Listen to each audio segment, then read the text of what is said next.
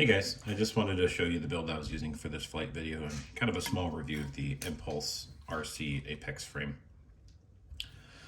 So here I'm running the Apex HD frame, a SpeedyBee F7 flight controller stack, 2208 T-Motor Velox V2s.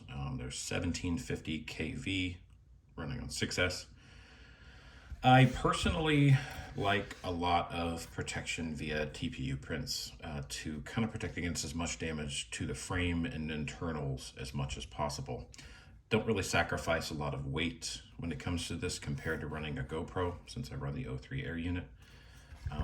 This protects the LiPo batteries, which LiPo batteries costs can add up a lot over time, especially if you're buying batteries that are about $40 each, which I have the Tattoo R-Line version 4 and version 3s. They run about $40 each.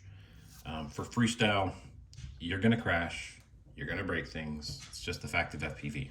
So I just try to reduce the damage I take as where it makes sense. I designed this top forehead as a LiPo guard. Saved me a lot of batteries, in my opinion. I used to pancake batteries and damage the front pretty often, but since I designed this, I have reduced that. I haven't actually broken a battery since. I haven't pancaked a battery, haven't done anything. It's done really well. Hit me up in the comments if you want this STL. I can post it on Thingiverse or printables.com. I also printed this camera protection chin and also mount. It's all one unit off of Thingiverse. That's helped a lot, keeping the O3 camera unit in one piece. I learned that the hard way.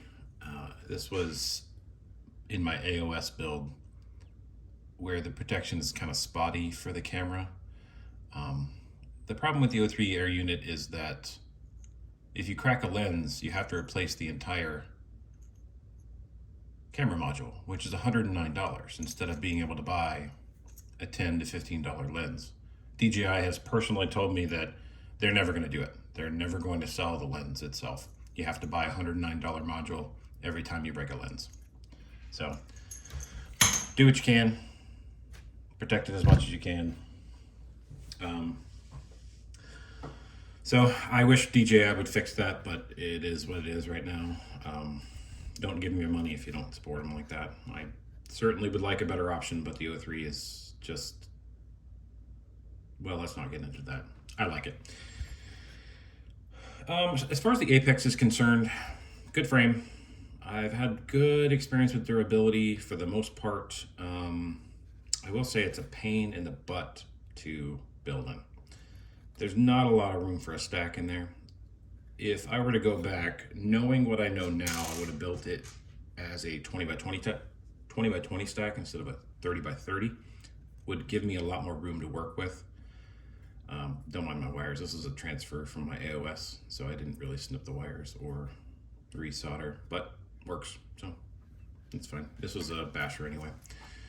I did have a problem with the Apex where I was getting vibrations, and it's a solid, like I built it to the specifications of the tutorial, however sparse that was.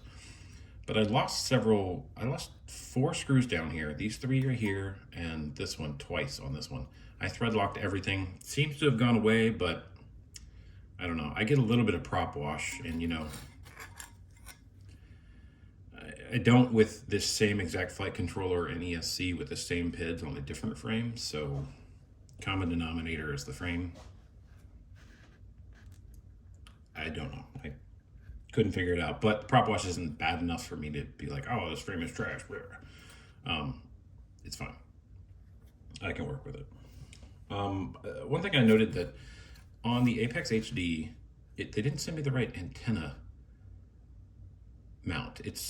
The mount is consistent with the base model frame, but they sent it with the HD frame kit, which doesn't make sense to me. This is a $99 frame. You're not even including the right antenna mounts, or even if you do have antenna mounts, because the HD frame in the back has a wider ass, so to speak. And the antenna mount only went from here to about here versus where it needed to be.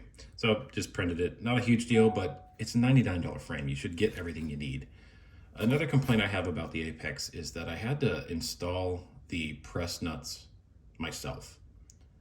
For $99, I shouldn't have to do anything but screw the plates together.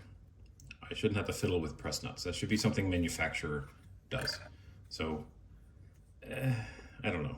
It's not a huge deal, but it's still kind of silly. Overall, like I said, flies pretty well. You'll see that in the video here. I'm flying a lot faster than I used to fly, trying to crank up my speeds and just get some really cool, like, sweepy shots and fast gaps, etc., etc. Yeah, so here's the flight video. Enjoy.